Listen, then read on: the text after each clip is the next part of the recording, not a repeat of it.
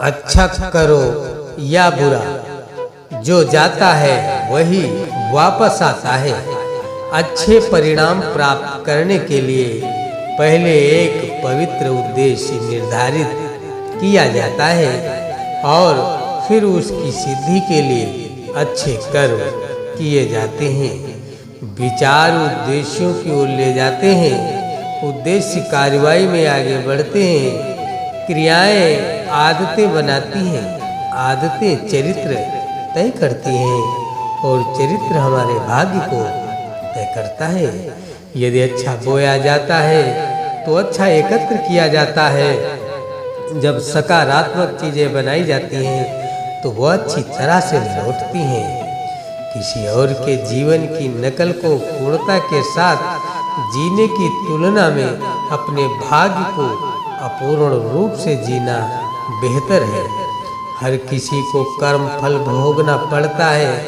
अच्छा या बुरा कर्म की पहचान समय खुद देता है।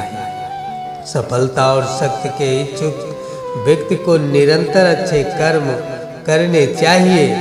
जिंदगी के मौके बहुत देती है, बस हमें चाहिए कि हम प्रतिक्रिया नहीं क्रिया करें। डरो मत, क्योंकि हर क्रिया के विपरीत और समान प्रतिक्रिया होती है। एक व्यक्ति जो अच्छे कर्म करता है उसे हमेशा उच्च सम्मान में रखा जाता है। जीवन में चीजें हमारे पिछले जन्मों से तय होती हैं। मनुष्य जब असाधारण कार्य कर दिखाता है वह यश का कारण बन जाता है। संयोग से, भाग्य से कुछ नहीं होता। आप अपने कार्यों से अपना भाग्य स्वयं बनाते हैं। यही कर्म है। कोई भी जो अच्छा काम करता है उसका कभी भी बुरा अंत नहीं होगा। यहाँ आने वाली दुनिया में बिना किसी लाभ की आशा के कर्म को निर्विकार भाव से करना चाहिए, क्योंकि शीघ्र ही फल अवश्य ही प्राप्त होता है। कर्म दो दिशाओं में चलता है। यदि हम पुण्य कर्म करेंगे तो जो बीज हम बोएंगे उसका फल हमें सुख मिलेगा। अगर हम गैर पुण्य कार्य करते हैं तो परिणाम भुगतना पड़ता है। कर्म पर महान लोगों के अनमोल विचार इसी प्रकार के होते हैं। हम जैसी फसल बोते हैं वैसी ही काटते हैं। ऐसा कर्म का क्षेत्र है। कर्म दो दिशाओं में चलता है। यदि हम पुण्य कर्म करेंगे तो जो बीज हम बोएंगे उसका फल हमें सुख देगा। अगर हम बुरे कार्य करते हैं तो हमें परिणाम भुगतना पड़ता है। जब आप एक अच्छे इंसान को देखते हैं तो उसके जैसा बनने के बारे में सोचें। जब आप किसी को इतना अच्छा नहीं देखते तो अपनी कमजोरियों पर विचार करें। एक गुरु सफलता के द्वार खोलने की व्यवस्था कर सकता है, लेकिन आपको सफलता की दिशा की ओर खुद ही चलना होगा। जो जाता है वही वापस आता है। ईर्ष्या करने वाले दूसरों के लिए तकलीफ देह है, लेकिन खुद को भी पीड़ा देती है। यदि आप दुनिया को एक अच्छी चीज देते हैं तो समय के साथ आपके अच्छे कर्म होंगे और आपको अच्छा परिणाम मिलेगा। जो व्यक्ति मूल रूप से स्वभाव से दुष्ट है वह हमेशा पुण्य कर्मों से विमुक्त रहेगा। वह हमेशा बुरे कर्मों में लगा रहता है। कर्म का एक प्राकृतिक नियम है कि प्रतिशोधी लोग जो दूसरों को चोट पहुंचाने के लिए अपने रास्ते से हट जाते हैं अंत में टूटकर अकेले हो जाते हैं।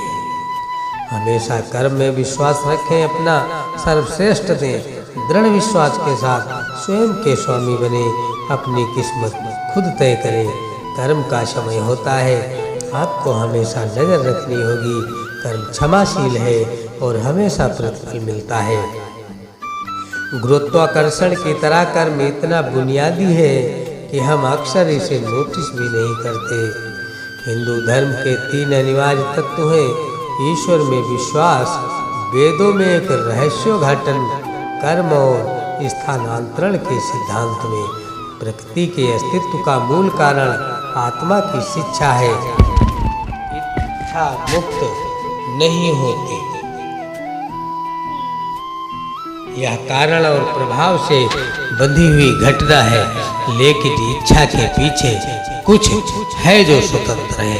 हमारे विचार और हमारे शब्द कर्म जाल के धागे हैं जिन्हें हम अपने चारों ओर फेंक देते हैं। हम अपने ही कर्म से पीड़ित हैं, इसमें ईश्वर का दोष नहीं है। हम जो करते हैं वो हमारी अपनी गलती है और कुछ नहीं। हम किसी को दोष न दें, हम अपने कर्मों को दोष दें। कर्म तो मनुष्य ही करता है। प्रत्येक व्यक्ति के जीवन में एक मिशन होता है जो उसके सभी अनंत अतीत कर्मों का परिणाम होता है। अब असीम साहस और हृदय में अदम्य शक्ति के साथ तीव्र कर्मयोग की आवश्यकता है, तभी देश की जनता जागेगी। मित्र हो या शत्रु, वे सभी उसके हाथों में साधन है जो हमें सुख या दुख के माध्यम से अपने कर्मों का पूरा करने में मदद करते हैं। ऐसे में माँ सबका भला करे। मृत्यु भी हमारे अच्छे कर्मों को मिटा नहीं सकती। जो पहले बुरे कर्म करता था, लेकिन जो सुधार करता है और अच्छे कर्म बनाता है, वह दुनिया को उज्जवल करता है, जैसे चंद्रमा बादल के पीछे से भी दिखाई देता है।